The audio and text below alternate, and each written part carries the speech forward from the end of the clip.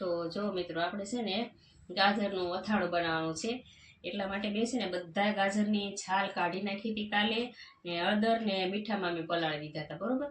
પછી સવારે મેં એને છે ને 12 વાગ્યા ને બપોરના, એટલે બધા મેં આમાંથી કાઢી લીધા, બાઉલમાંથી ઢાંકીને મૂકી દીધા હતા કાલે રાત્રે 7 વાગે.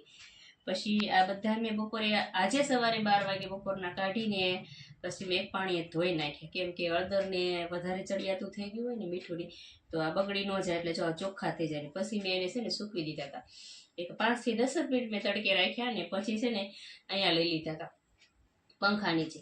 એટલે હવે છે ને આપણે આનું અથાણું નાખવાનું છે.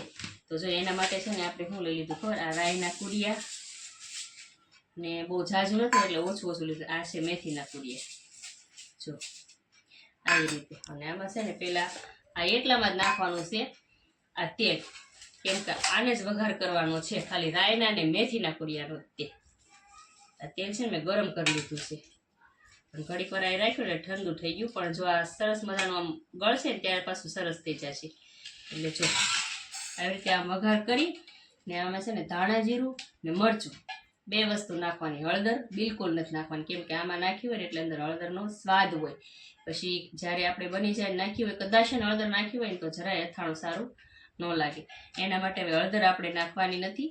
ને હવે છે ને આમાં મરચું નહીં નાખી દેવાનું છે, મરચું ને ધાણા જીરું. તો જો આવી રીતે મરચું નાખીશ, પાછું બહુ તીખું ન થાય ને એટલે થોડુંક ઓછું નાખીશ. અમારા ઘરમાં બધા ઓછું ખાય. ધાણા જીરું તો નાખવાનું, કેમ કે એના લીધે છે ને આ તો ગોળ છે લેવાઈ ગયો, એવા બધા એક હરખા છે ને એટલે. અને આ ધાણા જીરું છે, જો ધાણા જીરું આમ નાખવાનું બસ. એટલે હવે છે ને આને શું કરવાનું, આવી રીતે હલાવવાનું છે. હલાવવા માટે હું છે ને ચમચી નથી લાવી, એટલે આ જ લઈ લઉં, હાલશે. આને પણ થોડુંક તેલ નાખી દઉં, જો આવી રીતે.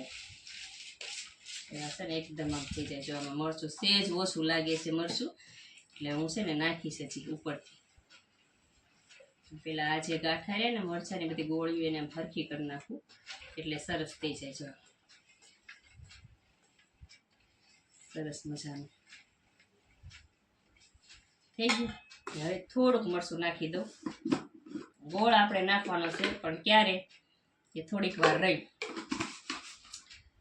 પછી અંદર આ બધું નાખવાનું થશે. જો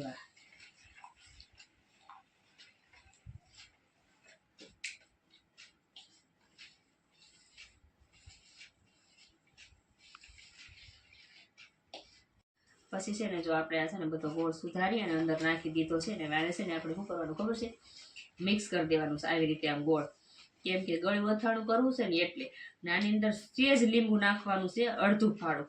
પણ એ ક્યારે કે આપણે આને છે ને ત્યારે બની જાય ને પછી ઢાંકીને મૂકવાનું છે ઠરવા માટે. પછી સવારે જ્યારે હું બોટલમાં ભરીશ ને એ પહેલાં ખાલી થોડુંક જ નાખી, અડધા ફાળામાંથી થોડુંક, એટલે આ એકદમ ગળ્યું ન લાગે, સમજ્યા? એટલે તો છે ને મિત્રો જો આ ગોળ એકદમ આની યારે મિક્સ થઈ ગયો છે. ને હવે આપણે છે ને આ ગાજર નાખી દેવાના છે, પછી એ મિક્સ કરી લેવાના છે.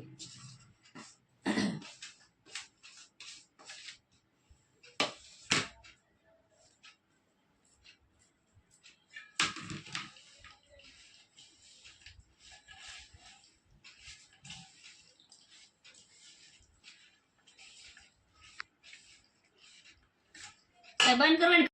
તો જો મિત્રો આવી રીતે મસ્ત મજાનું બધું મિક્સ થઈ ગયું છે આપણું આ અથાણું.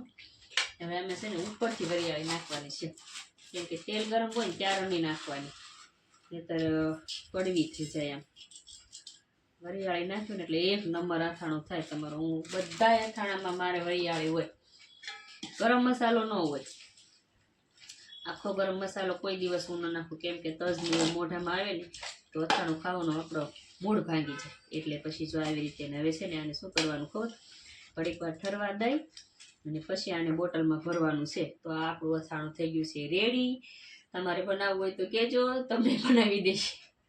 તો આવજો, બાય બાય, ટાટા.